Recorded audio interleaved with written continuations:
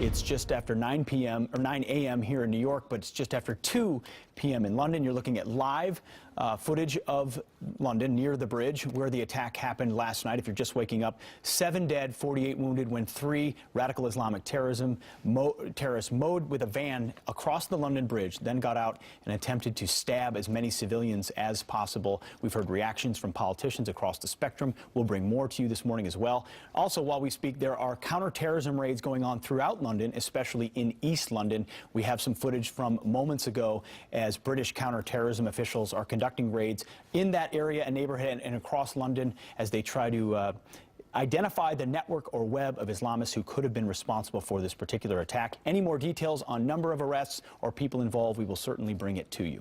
In the meantime, let's bring in our counterterrorism panel. Former commander in the U.S. Army Special Forces, Lieutenant Colonel Michael Walls, former CIA analyst Fred Fleitz, and former U.S. Navy commander and founder of the American Islamic Forum for Democracy, Dr. Zuhdi Jasser. Good morning to all of you. Fred, let me start with you. We heard also from Theresa May this morning talking about the need. There's too much tolerance of extremism in Britain, that we need to deny safe spaces from these radicals inside the country where this extremism is fomented. Did she hit the right tone? Are they doing the right things? You know, it sounded like she hit the right tone, but the real problem here, something no one's talking about, is assimilation. There's an enormous problem in the UK with large populations of Muslim citizens who have not been assimilated into British society, and there's efforts by Muslim leaders not to let them assimilate. And the British government is going along with this, including by tolerating a parallel judicial system of Sharia law courts. If May is serious, she's going to focus on the assimilation problem. Dr. Zuhdi Jasser, I have to go to you. The mayor of London, Sadiq Khan, himself a Muslim, spoke up as well, did not mention sort of cracking down on radicalism in the ranks in London.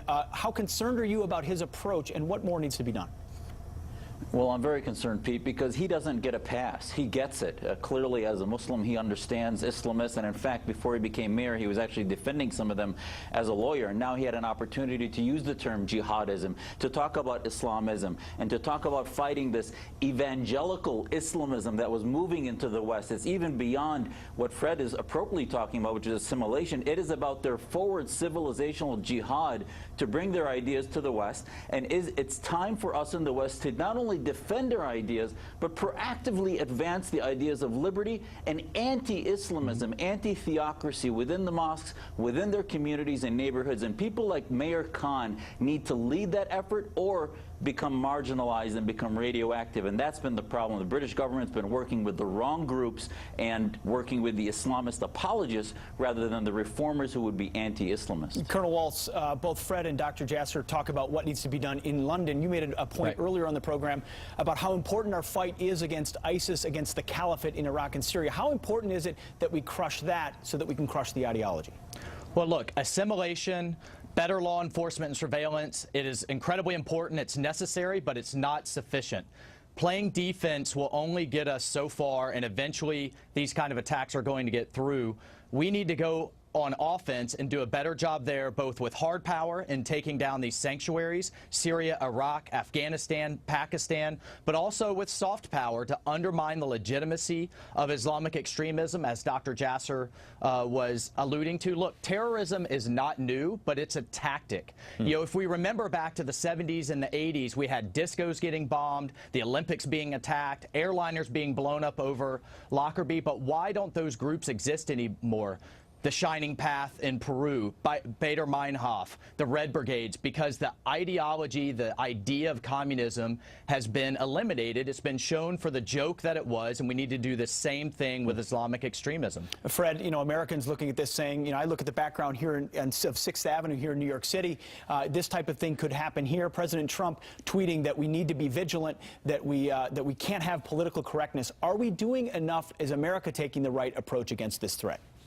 Well, the threat is very serious. DHS Secretary Kelly said just in April that there are terrorist investigations in all 50 states which he linked to radical Islam. We have to have really press the American people. If they see something, say something. We have to fight political correctness so people are empowered to speak out when they see something suspicious. We know what happened in San Bernardino. We know what happened in Manchester when people saw something suspicious, but they were afraid to speak out because they did not want to be politically incorrect.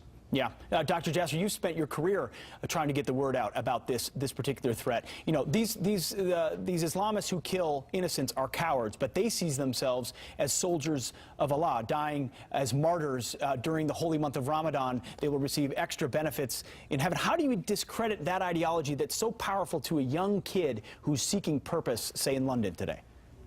Pete, we need to be aggressive. We can't just be anti-terror and tell them, oh, the suicide belt is bad. And this is the problem with starting counterterrorism centers in Riyadh. They might be against Al-Qaeda and ISIS, but they are Sharia supremacists. That's why we have to do this in the West. We have the tools. The way to counter that narrative is the way I was raised, is that I could practice my faith more freely and be more Muslim in a secular government, in a Christian country that's interfaith, that is not based in Sharia or theocracy, but rather freedom. So this battle against theocracy, Americans get. We just need to understand where Islam is in its history and to begin to enable Muslims to fight for Britain and for America rather than for the jihadists. It's a great point. Colonel Waltz, people have described this as a global insurgency, which means you beat an insurgency with counterinsurgency. I was a counterinsurgency instructor in Afghanistan. We try to talk about the human terrain and how you affect that. How do you conduct counterinsurgency in London, in Britain, against this type of threat?